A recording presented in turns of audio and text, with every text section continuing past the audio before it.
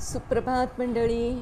मी नीलिमा पटवर्धन आणि आपण वाचत आहोत अहिल्याबाई होळकर यांच्या जीवनावर आधारित एक लेखमाला जी लिहिलेली आहे मीनाक्षीताई देशमुख यांनी. कालच्या पुढे सुरू करते. अहिल्याबाईंना दुःख करायलाही उसंत नव्हती. नथोबाचे दुखणे वाढतच होते. अलीकडे रडण्यावर त्यांचा ताबाच राहिला नव्हता. फडणीशीतल्या निवाड्यातल्या अहिल्याबाईंमध्ये जमीन अस्मानाचं अंतर पडलं. दुःख भोगण्याची सोसण्याची ताकद संपत आली. मध्येच ज्वर राहत असे. नथोबास उतार पडण्यासाठी मार्तंडाला प्रार्थना करीत असत. सूर्यग्रहणाचे दिवशी नर्मदेवर पूजा पठण मंत्रघोषात नथोबाची तुला झाली. एक लक्षाचा संकल्प सोडला. मंत्रघोषात नथोबाकडून हत्ती दान केला. जो जे सांगेल ते उपचार अहिल्याबाई करत होत्या. वैद्यकीयही चालूच होती. परिणाम शून्यच.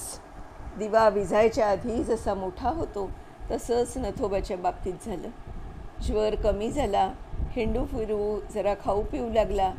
बापू होळकर आणि भालमल दादा आल्यावर त्यांचा शिरे दरबार भरला. बापू होळकर युद्धकथा सांगू लागले. मातोश्री लढाई मातब्बर झाली. टिपूच्या 2 पुत्रास ओलीस ठेवले. अखेर 7 फेब्रुवारी सुलूक होऊन टिपूने निम्मे मुलूक आणि 3 करोड रुपये तिन्ही सरकारास द्यायचे ठरले. अहिल्याबाई बापूंचे कौतुक करत म्हणाल्या, श्रीरंगपट्टणच्या काळजात उडी घेऊन तिथल्याच तोफा टिपूच्याच फौजेवर रोखून बत्ती देणे ही साधी गोष्ट नव्हती. 3 प्रहरी सन्मानार्थ मेजवानी दिली. नथोबांची प्रकृती सुधारली म्हणून दोन्ही स्त्रियांसह महापूजा घातली. तोच त्यांच्या गुप्तहेर शिवदेवने बातमी आणली. रजवाडे एकत्र झाले. श्रीमंतांचा अंमल उठवून लावायची मसलत. चंद्रावंतांनी रामपुरा घेतला. उदयपूरची 10,000 फौज सिद्ध. निमखेडा जावेद उठवत आहेत. जल्दीने फौज गेली नाही तर मोठा प्रलय होईल. तशाच त्या बाहेर येऊन मुक्ताला पूजेची सांगता करायला आणि प्रसाद ठेवायला सांगून सर्वजण ठाण्यात आले. फौजेस जमण्याचा नगारा स्वतः अहिल्याबाईंनी वाजवला. अर्ध्या तासाच्या आत सर्व तयारीनिशी 3,000 फौज निघाली. सरदारांनी ससैन्य जावेदास येण्यास सांगून स्वतःचेही डेरे तिथेच लावले. मातोश्रींनी महेश्वरीच राहायचं ठरवलं. तुतारीच्या निनादात सैन्य चरकड्याच्या दिशेने मेवाडकडे निघाले. अहिल्याबाईंचं चित्त काही लागेना. त्या किल्ल्याच्या टेहळणी बुरुजावर बसल्या आणि तिथेच रात्री झोपल्या. प्रातःकाळची स्नान पूजा सत्वर आटोपून तिथेच छत्रीत थांबल्या. संध्याकाळी खाली मान घालून दुःखाने अंबाजीपंत मारल्या गेल्याचे सांगितले. अंबाजीपंतांच्या स्मृतीने त्या गहिवरल्या.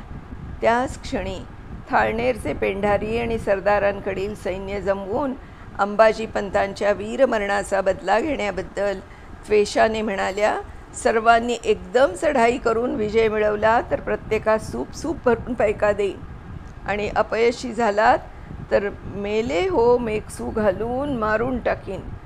सर्वांनी मिळून मेवाड होत्याचे नव्हते करून टाका. 1.5 दिवसांनी गुप्तहेर शिवदेवने बातमी दिली. आपले दळ बघताच मेवाडचा राजा आपल्याला मिळाला.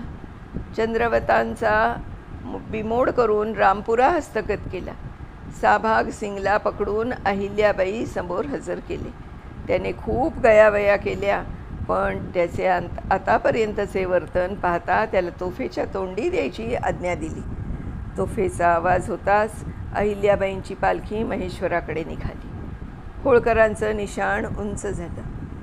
पुण्यातला खबर जाताच नाना फडणीसांनी खास दरबार भरवून अहिल्याबाईंच्या शौर्य विजयाला सलामी देण्यासाठी तोफांचे 3 आवाज काढण्यात आले. स्वतः नानांनी त्यांचं गुणगान गायलं. त्यांच्या कर्तृत्वाचा, बुद्धिचातुर्याचा, युद्धनीतीचा, सामर्थ्याचा, न्यायदानाचा, कठोर कर्तव्यनिष्ठेचा पाढा भर दरबारात वाचला. बाईंचे वकील अप्पाजी जगदेवनी पुणे दरबाराची समग्र हकीकत लिहून पाठवली. जगदेवांचे पत्र आले. त्या दिवशी अख्खी फडणीशी आनंदात न्हाऊन निघाली. त्याच वेळी गौरीचे आईवडील नथोबाची प्रकृती देखण्यास आले. ते सुद्धा आनंदित झाले. मोठ्या विश्वासाने गौरीला अहिल्याबाईंच्या स्वाधीन करून दोघेही विजनवासास निघून गेले. गौरी सतत अहिल्याबाईंच्या अवतीभोवतीच असायची. फावल्या वेळात त्या तिच्या संगे खेळत असत. त्यांचे बालपण हरवलेच होते. कुठे आले? मामनजी, बाईजी, स्वामी, मालेराव, विद्यार्जन, हिशोब, तोफा, जंबुरे, फडणीशी यातच बालपण दबून गेले. दोघे भाऊ माहेरही हरवले. किती सोसावे? सर्व उपाय थकले. नथोबास किंचितही आराम पडत नव्हता. कुणास काही न बोलता गौरीचे लाड पुरवित होत्या आणि समजदार बाळाबाई पतिव्रता धर्म निभवत होते.